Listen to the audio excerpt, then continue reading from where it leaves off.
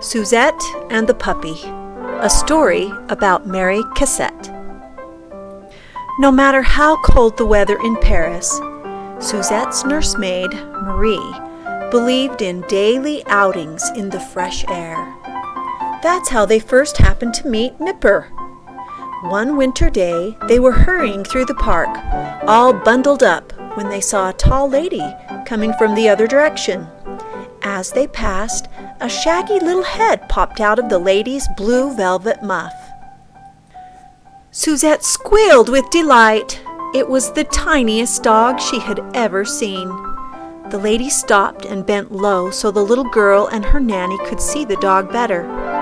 "This is my new puppy Nipper," she told them. "Isn't he sweet?" The dog cocked his head to side, raised one ear, and glanced up at the sound of his name. Suzette was captivated.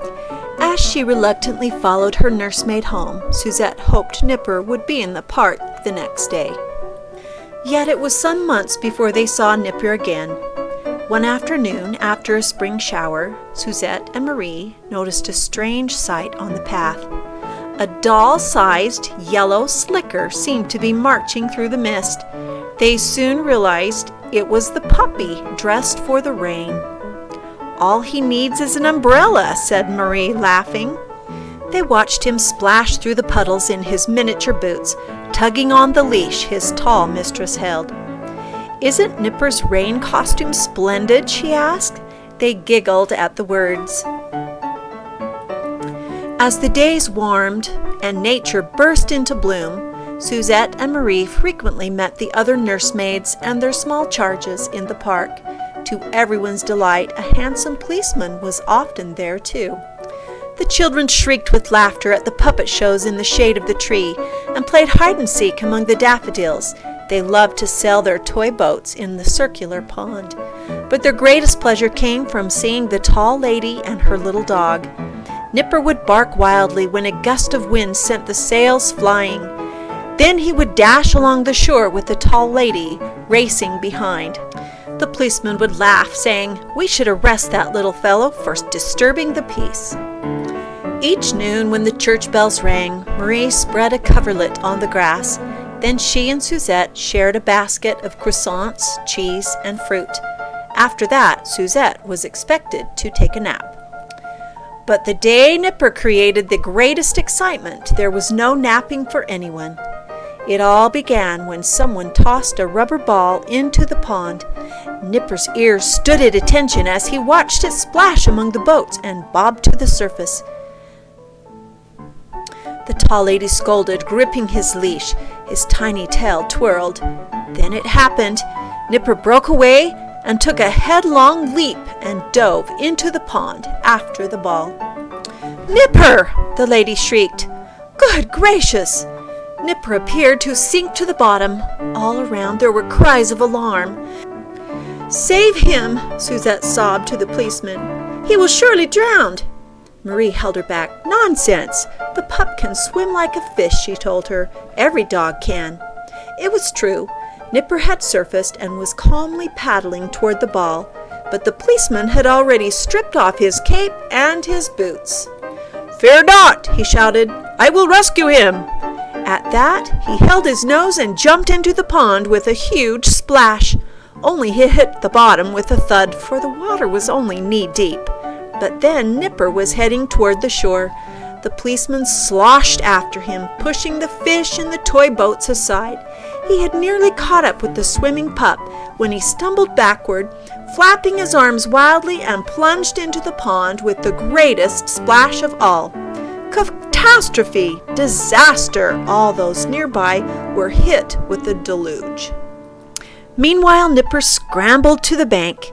He shook himself from head to toe, thoroughly soaking everyone again. "Nipper, you little devil," sputtered the tall lady. "If I didn't love you so, I would have you arrested for disturbing the peace."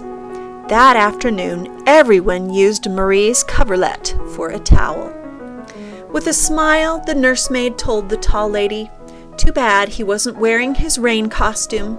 The lady agreed. "Too bad we weren't all wearing rain costumes." The bedraggled policeman was wringing out his socks. "I haven't had such a refreshing bath in years," he said. The tall lady scooped up her little dog tenderly. Wet as they both were, they exchanged even wetter kisses.